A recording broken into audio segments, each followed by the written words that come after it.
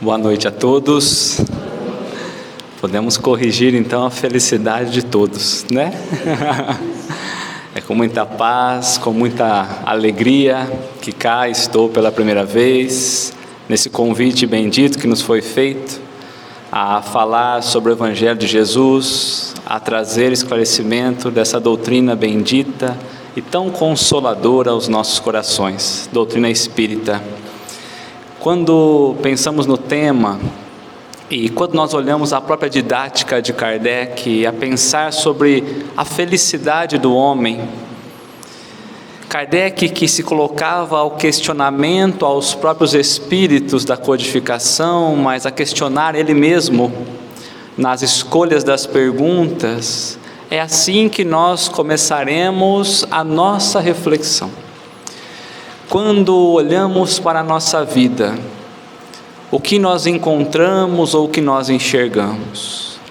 Quando falamos de felicidade, será que temos nós realmente vivido esse estado de felicidade? Qual é os elementos que por vezes nós identificamos necessários a viver essa alegria que muitas vezes a ilusão da carne nos proporciona? Por que é que olhamos a uns uma vida tão feliz e a outros uma vida tão infeliz? Será que de fato compreendemos Deus na sua essência como sendo esse Pai bondoso e justo, como nós falamos? Porque a falar de felicidade em estados tão diferentes, a olharmos nós, criaturas divinas, vivendo momentos tão desiguais, será que realmente poderíamos dizer que compreendemos a lei divina?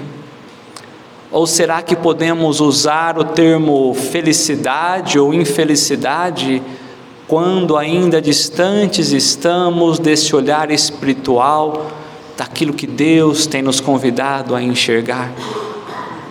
O que nós vamos trabalhar ao dia de hoje é compreender a jornada necessária para chegarmos a esse estado de felicidade dos homens. O que nos traz felicidade quando nós lançamos o olhar ao mundo? Porque se estamos vivendo a experiência da carne, se somos nós chamados a experienciar as coisas materiais, o que é que me traz felicidade? Quando eu acordo pela manhã e abro os meus olhos, em busca do que eu vou, e ao final do dia, quando paro a pensar, o que me trouxe, quais foram os elementos que me trouxeram um estado de felicidade, ainda que passageiro. Para muitos, a própria família é o reflexo da felicidade. Para outros, a posição social, o trabalho em que se encontra, os amigos que compartilham dos momentos, que felicidade! Felicidade quando nós olhamos para as aquisições materiais que nós tivemos, para o lar que nos protege, que serve de refúgio, ou os próprios prazeres que o mundo vai nos convidando pelas próprias tentações. Parece-nos que estamos nós mergulhados em uma energia que vai nos levando ao próprio impulso da vida, sem que nós paremos a pensar qual é o destino de cada um de nós. Aquilo que a doutrina espírita tanto nos convida a pensarmos qual o objetivo que aqui estamos, misturados ao movimentar do mundo, vai se perdendo. Qual é o objetivo de cada um? Se pensarmos na felicidade, qual é o caminho que nos leva à felicidade? Nesse primeiro momento são alguns questionamentos sem respostas, porque cada criatura encontra-se em um momento do desenvolvimento ou do despertar espiritual. A alguns a felicidade ainda está em coisas pequenas, para outros em coisas grandiosas. Poderíamos pensar grandiosas quanto às questões materiais, mas grandiosas também pelas questões espirituais. O ponto de vista que nós nos colocamos a analisar a nossa vida é o que vai determinar se estamos felizes ou infelizes. Se todos nós estamos submetidos às experiências materiais, começamos a pensar então que há uma lei muito maior, que vai nos governando rumo à felicidade, ou ao destino da felicidade. Ainda que uns estejam caminhando de um lado e outros de outro, é natural que nós pensemos como filhos de Deus ou na criatura da própria criação divina, de que estamos nós mergulhados no amor divino. Porque se assim não o fosse, por que é que teria nos criado? Ou por que é que cá estaríamos? Ou por que é que estaríamos nós buscando seguir o fluxo da vida? Se há um movimento universal que estamos todos nós mergulhados, que movimento é esse? Que força é essa que por vezes não enxergamos, mas que de fato somos nós conduzidos? Muitas vezes ainda nas forças do mundo, mas algumas vezes por forças sutis espirituais. Parece-nos então que há uma lei natural a cada um de nós, comum a cada um de nós, nos convidando nessa experiência rumo à felicidade. Comum, porque eu estou na vivência dessa lei. Cada um de nós estamos mergulhados aos desígnios dessa lei. E quando paramos a pensar sobre leis, a primeira coisa que vem à nossa mente é justamente os deveres que nós devemos cumprir. É justamente a conduta que nós devemos ter. E quando nós entramos na terceira parte do Livro dos Espíritos, essa obra que os Espíritos nos apresentam como o caminho a encontrarmos a verdadeira felicidade, ou a despertar de nós mesmos, ou a conhecer a nós mesmos, o Livro dos Espíritos, na sua terceira parte, vai nos apresentando ali as leis morais necessárias para que cada criatura se desenvolva, para que cada criatura desperte. Mas quando pensamos nas leis morais, ao iniciar nessa terceira parte do Livro dos Espíritos, nós somos submetidos a uma pergunta, a pergunta 614. O que entender sobre lei natural? Se todos nós estamos mergulhados em uma lei estabelecida por Deus, comum a cada um de nós, o que podemos entender por lei natural? E os Espíritos vão dizer que lei natural é a mesma coisa que a lei de Deus. E vai dizer que é a única lei verdadeira para a felicidade do homem. Porque vai dizer o que nós podemos fazer, mas o que nós também não podemos fazer. E que todas as vezes que nós nos distanciarmos dessas leis estabelecidas pelo Pai, nós experimentaremos infelicidade. A entender que a cada estado que nós nos encontramos é porque precisamos extrair dali o melhor da experiência.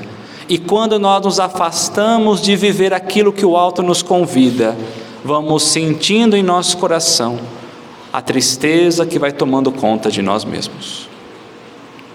Mas quando paramos a pensar sobre essas leis, Kardec vai dividir as leis em dois blocos.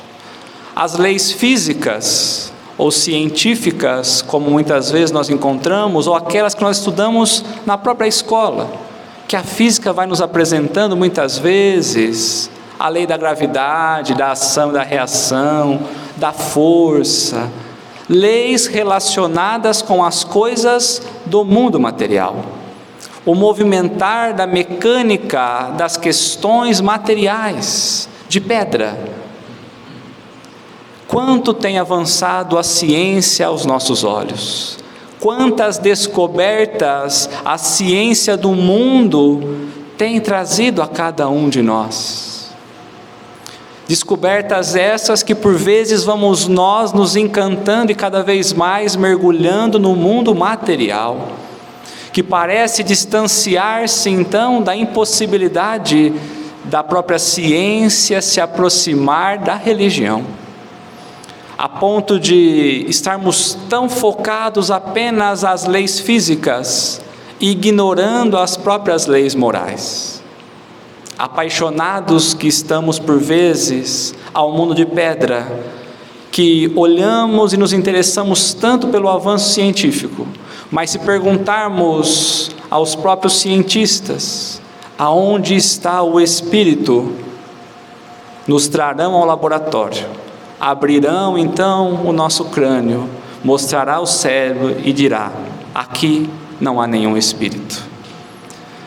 Muitas vezes é nessa ciência que nós buscamos depositar toda a verdade que nós acreditamos de mundo. Mas uma outra força, que é a própria ciência da relação de nós para conosco mesmo, no despertar de nós como seres espirituais, que nós precisamos olhar. Leis que nos impulsionarão a avançar ainda mais.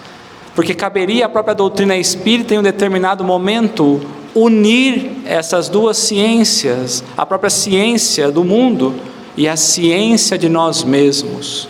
Ciência do conhecer, conhecer a nós mesmos. E parece-nos que por muito tempo temos nós encontrado grandes homens na humanidade que têm nos direcionado a descobrirmos essas leis. Se nós buscarmos na progressão das próprias revelações, ainda o olhar de Moisés, quando trazido os 10 mandamentos para nós, ali encontraríamos leis de como não agir, de como não proceder. Moisés nos apresentaria um Deus ainda numa visão muito punitiva, dizendo a cada um de nós o que nós não deveríamos realizar. Serviu para algum tempo, mas ao passar dos anos, fomos esquecendo dessas leis de como não agir. E é por isso que a segunda revelação nos foi apresentada. Jesus, a nos ensinar agora por uma ótica muito mais amorosa, ao entendimento de um Pai bondoso. Se Moisés apenas nos dizia sobre a existência dele, Jesus viria para nós agora apresentar esse Pai bondoso. E se o próprio exemplo do Cristo na caminhada na terra não nos serve como exemplo, poderíamos dedicar tempo a alguns aprendizados que ele nos trouxe, como o próprio Sermão da Montanha, que ao invés de não falar o que fazer, falava a cada coração o que fazer. Ensinamentos morais preciosos para sermos bem-aventurados, para sermos felizes. Mas parece-nos que esse homem que foi apresentado a cada um de nós como modelo e guia, também tem sido ignorado por algum tempo. Ele mesmo disse a cada um de nós que muitas coisas que ele precisava dizer, nós ainda não estávamos preparados, mas que pediria a Deus que nos enviasse então a verdade, para que a verdade pudesse seguir para conosco por toda a eternidade. Referenciando sobre os ensinamentos dos Espíritos que viriam na posteridade, a própria doutrina espírita, que deveria trazer o papel de esclarecer aquilo que o Cristo já havia trazido. Por isso que a própria questão 627 do Livro dos Espíritos, Kardec vai perguntar: mas se Jesus já nos trouxe todo o código moral, se Jesus já nos trouxe todos os ensinamentos, por que é que nós precisamos de ouvir os Espíritos? E eis que os Espíritos vão dizer que é justamente para que nós pudéssemos pegar a mensagem de Jesus e fazer com que ela fosse inteligível ou entendida a cada um de nós. Porque muitos não tinham compreendido. e daqueles que tinha compreendido, muito pouco tinha praticado. Esse é o olhar pelo qual a doutrina espírita vem nos trazer uma nova ou uma terceira revelação, para tentar despertar em cada um de nós a necessidade dessa transformação íntima ao entendimento das leis de Deus. A própria questão 628 da sequência vai perguntar para os espíritos Kardec: mas por que é que então essa revelação não pudera ser feita tempos atrás? E eles vão dizer que tudo tem seu tempo.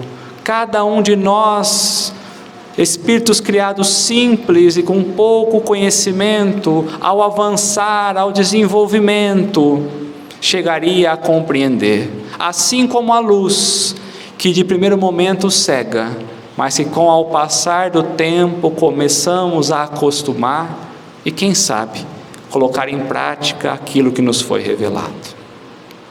Eis que nós adentramos então ao entendimento das leis morais que a doutrina espírita nos apresenta. Um manual para seguirmos ou bem praticarmos. Leis que devemos entender como sendo o passo a passo para chegarmos a esse estado profundo de felicidade aos deveres que Deus nos pede. Olhamos as leis do mundo, e é preciso que, por vezes, olhemos as leis que Deus tem nos convidado a viver. Se buscamos ascendermos, é preciso mudarmos a maneira como nós temos nos relacionado com as forças que o mundo vai nos trazendo. E a primeira lei, quando nós adentramos, que começa na questão 614, é justamente sobre a lei de adoração, que vai nos fazer referência à maneira como nós temos olhado a Deus. Será que ao levantarmos, nós lembramos que Deus existe? Porque quando buscamos o nosso íntimo, trazemos a lembrança de um Criador. Aliás, porque sentimos ainda que o véu do esquecimento não nos permita lembrar, sentimos o amor de um Pai que nos criou. Será que temos adorado esse Pai dentro das oportunidades que Ele tem nos dado? A primeira lei, porque Kardec vai perguntar: o que nós podemos entender sobre a lei de adoração? Quando falamos de Deus, qual tem sido a nossa relação para com Ele? Se estamos nós vivendo nas leis dEle, como temos interpretado esse código bendito aos nossos olhos? Como temos acendido o farol para caminharmos a estrada? E os Espíritos vão dizer: por adorar a Deus, basta que nós coloquemos o nosso pensamento a Ele. E será que quando acordamos já pensamos? Será que quando nós nos relacionamos nós pensamos em Deus? Será que quando tomamos alguma decisão, pensamos naquilo que Deus tem nos fornecido? A própria lei. Kardec vai perguntar também aos espíritos se por lei de adoração olhemos ao movimento do próprio coração ou ao movimento externo. E os espíritos vão dizer que ao movimento do coração, que devemos nos colocar a movimentar pelo sentimento mais profundo do coração. Mas então não poderíamos nós mostrar, por exemplo, exterior? Poderíamos, desde que servisse de bom exemplo para todos aqueles que estão conosco convivendo. Qual é a mensagem que nós temos traduzido na nossa caminhada como filhos de Deus? Temos representado ou será que temos nos distanciado? Na própria fala de Jesus, quando nos pede carinhosamente: sede perfeitos como perfeitos é o Pai que estás no céu. Será que temos buscado a compreensão da perfeição?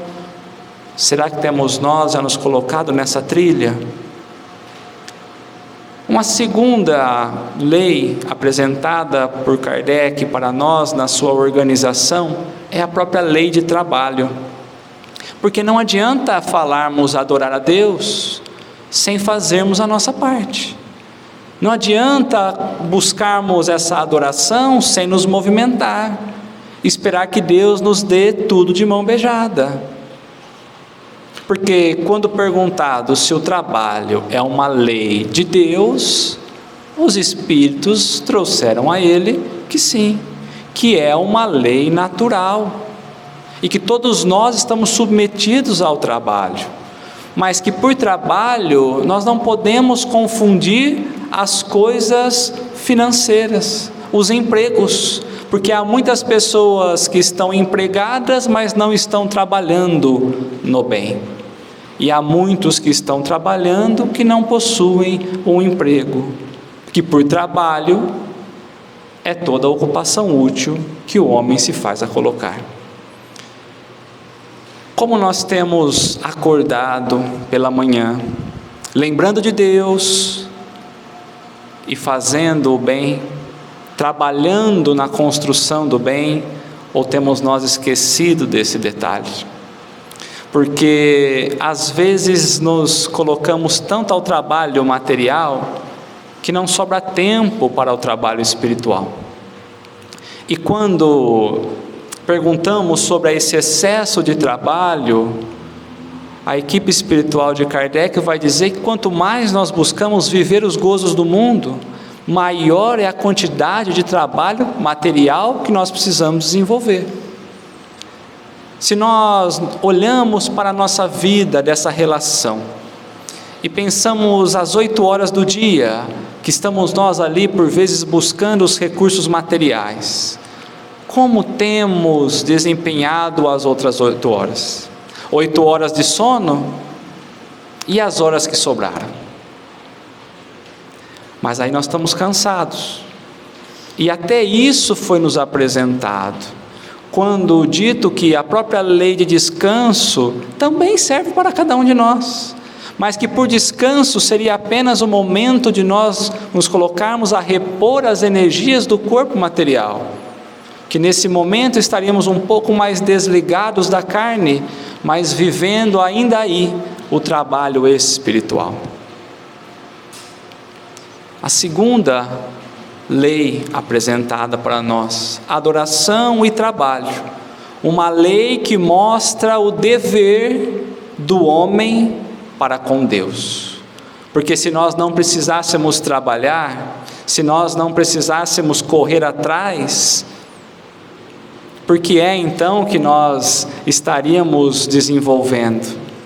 Se fôssemos para ficar estacionados, por que é que nós teríamos sido criados ou na própria oportunidade da carne? Temos praticado a lei do trabalho de forma adequada? Porque ainda no trabalho há uma divisão. O trabalho, remuneração que nós falamos, mas ainda um trabalho a ser feito em nós mesmos, no nosso campo íntimo, e um trabalho a ser realizado no outro.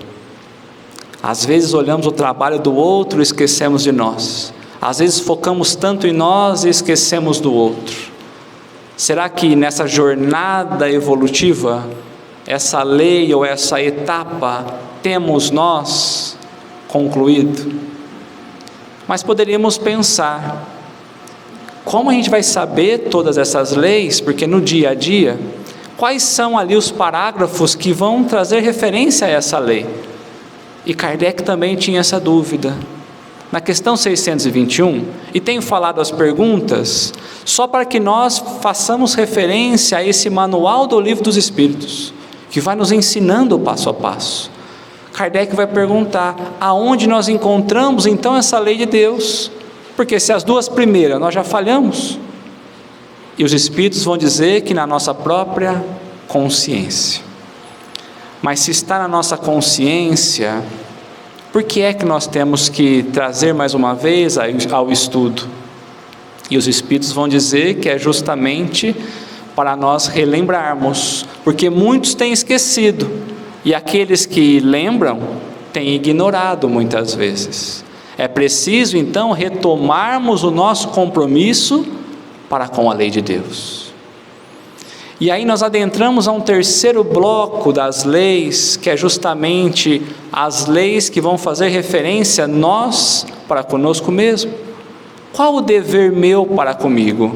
Ainda que eu esteja mergulhado na lei divina, mas que está relacionado eu para comigo mesmo. A primeira lei, a lei de reprodução. Porque se nós pensarmos em não haver a própria reprodução, nós estaríamos ali fechando as portas da própria reencarnação. De que maneira poderíamos nós nos purificar, melhorar, ajustar, se as portas não estivessem mais abertas? Por vezes pensamos, e depois de desencarnar, como eu faço para retornar diante de tantos equívocos que nós vamos cometendo, ou não cometemos equívocos? Como poderíamos nós retornar mais uma vez aos ajustes dessa lei bendita de Deus, na experiência da carne? Então a própria lei de reprodução é uma outra lei que nós devemos olhar e pensar e refletir como nós temos praticado. Os espíritos, Kardec questiona eles que há algumas localidades que há proibição da própria reprodução. E vai dizer que é porque os espíritos, por vezes, só estão olhando ao quadrado aonde eles estão vivendo. Porque se nós estivéssemos olhando para o todo, Deus há meio suficiente de equilibrar todas as coisas. Quando paramos a pensar nisso, será que na composição familiar, nós pensamos nisso ou apenas vivemos os impulsos ali que o mundo vai nos dando? As paixões ou os desejos ainda carnais? Trazemos aqui reflexões apenas, não respostas. Aliás, foi isso que Kardec lançou a cada um de nós. Pensarmos sobre a lei de Deus. Mas se a lei de reprodução é uma lei necessária, ele vai trazer como secundária a lei de conservação. O que nós poderíamos entender como lei de conservação? Como o próprio nome diz, uma lei que vai nos conservar, que vai nos manter encarnados o tempo necessário. Estamos nós com o fluido vital, com a bateria para vivermos X anos. O compromisso nosso para conosco mesmo, para conseguirmos viver as experiências que determinamos ainda no plano espiritual. Se pensamos nós na própria lei de reprodução, como poderíamos pensar no nascimento de uma criatura em detrimento da nossa não continuidade da vida?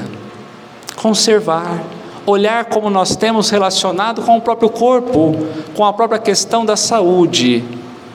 Lei de conservação. E a sequência nos traz uma outra lei, que é a de destruição. Vamos percebendo que as leis vão se entrelaçando, e daqui a pouquinho a gente percebe o que Kardec junto com os espíritos nos amarra. Porque lei de destruição, como pode existir uma lei de conservação e existir ao mesmo tempo uma lei de destruição? Ou a gente conserva, ou a gente destrói. Essa foi a pergunta de Kardec, inclusive. E os espíritos disseram que tudo precisa passar pela própria destruição, porque a destruição é a oportunidade da renovação e da transformação. Só que nós precisamos lançar o olhar pela lei divina, para não entender destruição como sendo aquilo que o homem tem realizado, mas destruição por aquilo que a lei de Deus tem oferecido. A pensar que o próprio corpo se destrói quando passamos pelo fenômeno do desencarne. Nada dura ou perdura. A destruição é algo necessário. E aí então Kardec lançou de novo, se é necessário, aonde está a relação com a conservação? Para que nós, com a conservação, consigamos chegar até o momento estipulado por Deus para a nossa destruição. Deveres nossos para conosco mesmo. Mas aí nós chegamos num terceiro bloco, que a coisa começa a complicar um pouquinho mais, que nós vamos trabalhar deveres nossos para com os outros. E Kardec começa trazendo para nós a lei de progresso, a lei de sociedade primeiro. E ele vai perguntar: nós precisamos viver na sociedade? Porque tem horas que dá vontade de a gente abandonar tudo e ir para o meio do mato, e não ter mais contato com ninguém, ficar sozinho. Só eu que vivo isso? Não, é mais natural do que se imagina pensar nesse insulamento, porque nós não conseguimos mais tolerar um ao outro. Então, por lei de sociedade, ele vai trazendo para nós que é justamente aprendermos a conviver nessas diferenças que o outro tem a nos oferecer, aonde eu posso ensinar o outro que ele ainda não sabe e aprender com o outro aquilo que eu ainda não sei, porque as nossas faculdades ainda não estão completas como muitas vezes nós imaginamos. Nós ainda somos falhos e imperfeitos e temos muito a aprender com os outros. Lei de sociedade. Como temos nós olhado para a nossa convivência em sociedade? Temos compreendido o outro como ferramenta preciosa da nossa própria caminhada rumo à felicidade do ser, ao cumprimento da lei, ou estamos nós querendo buscar a lei de destruição para o outro? Como temos nós entendido a sociedade, como nós temos sido chamados a vivenciar? Pensemos, ao sair de casa, ao olhar para os familiares que conosco vivem, na própria casa vivemos ali a sociedade, e é pela sociedade que nós vamos aprendendo e progredindo, chegando então a outra lei, que é a lei de progresso. Porque há determinados momentos que nós pensamos: eu não quero mais evoluir não, porque é muito difícil, eu quero ficar onde eu estou. E às vezes parece muito engraçado, mas é a condição da maioria de nós, levarmos a vida sem compreender a maneira de avançar, porque viver por viver é estar no mesmo ponto do nascimento. Regredir, a lei de progresso nos diz que nós não podemos, mas por vezes estacionamos e não avançamos, que é da lei avançarmos, que é da lei sairmos da experiência material melhores do que entramos. Será que temos avançado, progredido? Porque até aqui, se nós pensarmos nessa lei de progresso, eu só progrido se eu viver bem a lei de sociedade. Eu só vivo bem a lei de sociedade se eu não cometer lei de destruição. Eu só consigo viver a lei de destruição se eu viver a lei de conservação. E eu só vivo a lei de conservação se eu viver a lei de reprodução. E para eu praticar a lei de reprodução, é preciso eu estar vivendo a lei do trabalho. E eu só consigo compreender o que é realmente o trabalho se eu realmente aprender a adorar a Deus. Será que nós temos entendido essas leis morais da relação do homem para com ele mesmo? Porque a outra lei que somos chamados é a própria lei de igualdade. E diferente do que muitas vezes nós encontramos por aí, o que seria a lei de igualdade? Pensemos logo, pegar o que um tem, dividir para o outro, vivermos todo mundo igual, porque ainda estamos olhando com os olhos materiais. Quando perguntado aos espíritos sobre a lei de igualdade, ele vai dizer que é justamente sobre a oportunidade que todo mundo tem recebido de forma igual com Deus, mas que cada um recebe uma condição porque está experimentando algo diferente do outro, porque pela própria reencarnação entendemos a igualdade de Deus. fazendo a referência inclusive a lançarmos o olhar ao sol e ver o sol derramando sobre cada criatura de forma igual os seus raios. Será que Deus não tem dado as oportunidades para todos nós? Será que realmente a felicidade está eu entender o que o outro tem e eu não tenho? Será que é esse desejo ainda nas tentações chumbados à terra que é o que vai determinar a minha felicidade? Por isso, a lei de igualdade é muito necessária. Eu entender que Deus tem dado oportunidades iguais para cada criatura. Talvez não nessa vida material. Talvez já vivemos esse estado na vida anterior a essa. Ou viveremos então na seguinte. E queremos nós viver o papel do outro, ao invés de entender o nosso próprio papel. Que somente entendendo o que é essa igualdade divina, poderemos nós experimentar a próxima lei, a lei de liberdade. Estarmos livres, não amarrados a nada. E aí pergunta, o homem pode experimentar 100% da liberdade? Porque quando eu penso em liberdade, é não estar amarrado a ninguém, não estar preso a ninguém, não estar vivendo sobre deveres que eu não quero fazer, sobre atividades que eu não quero realizar. E os Espíritos vão dizer que não, que por liberdade não é isso, muito pelo contrário, porque não é possível vivermos livres dessa forma, uma vez que todos nós estamos entrelaçados um ao outro. Liberdade é eu entender o dever que eu tenho para com o outro.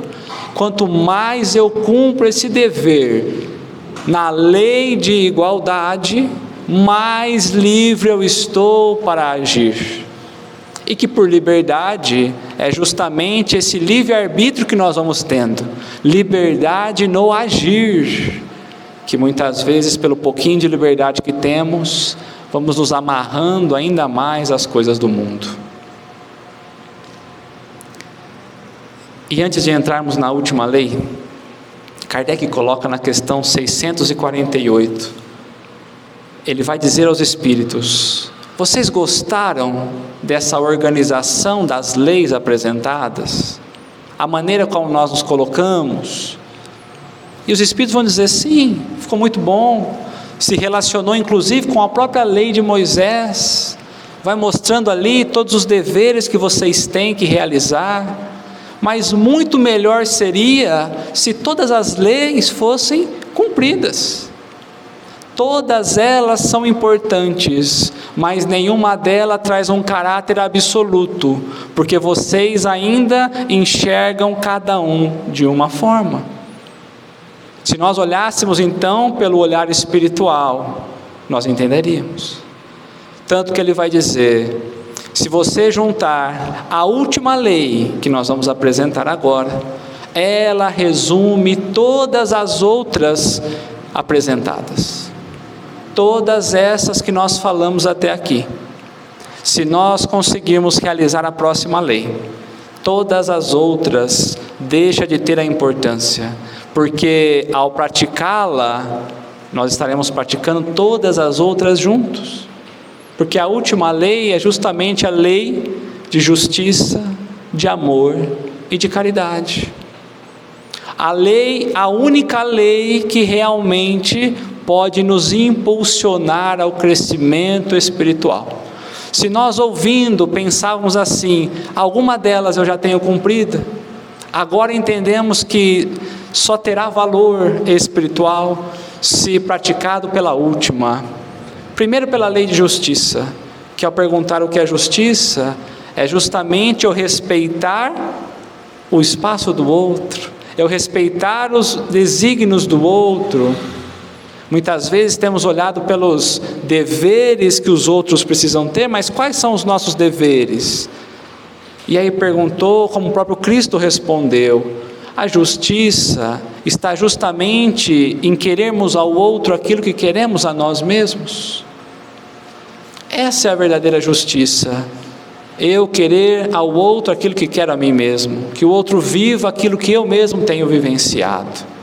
Mas quando falamos em amor e caridade, a questão 886 vai nos norteando sobre o que é que Jesus entendia pela verdadeira caridade, por esse amor puro e verdadeiro, que é a resposta que nós estamos acostumados a ouvir: benevolência para com todos, indulgência para as imperfeições alheias e perdão às ofensas. Benevolência, fazermos o bem necessário a toda criatura, seja lá quem ela seja, seja lá a oportunidade ou o momento em que nós estamos.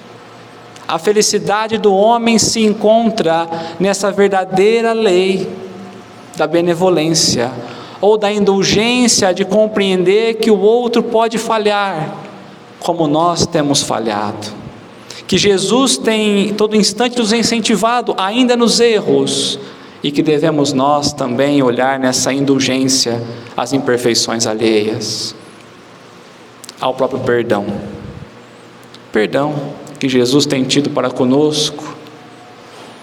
E chegamos aqui ao olhar do sentimento, porque só podemos de fato perdoar se nós ativarmos o estado do sentir o outro como fator necessário à minha caminhada. Na lei dos deveres meu para com o outro se faz necessário eu sentir. Ainda quando eu estava olhando apenas eu para Deus, eu estava apenas me perguntando, me questionando. Quando eu olho para mim mesmo, eu começo então a ver a necessidade do agir, mas com o outro sou chamado ao sentir. E sentimento nos leva ao capítulo 17 do Evangelho segundo o Espiritismo, no sede perfeitos. Porque quando apresentado no capítulo 17, ao abrir o capítulo, o homem de bem, Kardec coloca para nós, caracteriza o verdadeiro homem de bem, aquele que cumpre a lei de justiça, de amor e de caridade, que pergunta, que questiona a ele mesmo se ele tem cumprido todos os deveres que aquele dia tem lhe imposto, se ele realmente tem agradado aos outros na necessidade do outro, ou se o outro tem tido motivos a desagradar por ele mesmo, se ele tem cumprido aquilo que a fé viva dele tem apresentado, se ele tem ainda nas vicissitudes, nas dificuldades da vida, olhado para Deus e agradecido. Esse é o verdadeiro homem de bem. Mas há um outro item, os bons espíritas, que vai trazer para nós que muito mais do que compreender aquilo que a doutrina nos traz, se faz necessário sentir, porque ao sentirmos é que nós chegaremos ao estado do homem de bem, o homem de bem, o homem evangelizado, o homem que traz os princípios do Cristo, porque é aí nesse estado que os espíritas e os cristãos serão apresentados como a mesma coisa, porque apenas seremos bons espíritos ao seguir os princípios que o Cristo tem nos trazido há muito tempo. É desse item que nós retiramos que o verdadeiro espírita é aquele que tem buscado a sua transformação moral e se esforçado por não cair nas más inclinações.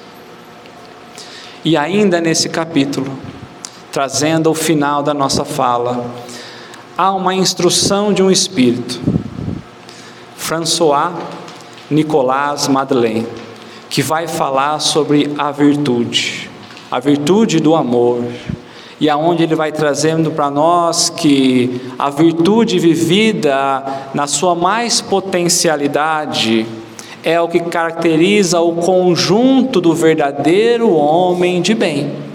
Mas muito mais do que compreender, o convite a cada um de nós é que nós pudéssemos praticar a virtude, uma vez que nós já fomos aquecidos pelo verdadeiro raio da fé, e já entendemos o quão distante estamos nós da verdadeira perfeição moral.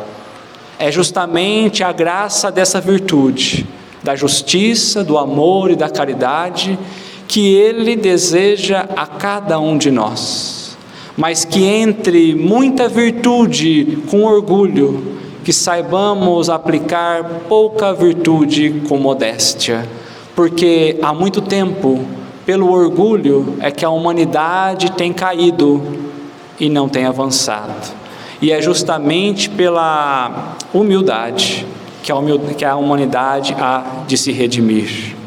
E aí nós lembramos naquela fala, naquele convite amoroso de Jesus, de que nisso os meus discípulos serão reconhecidos, por muito se amarem. Muito obrigado.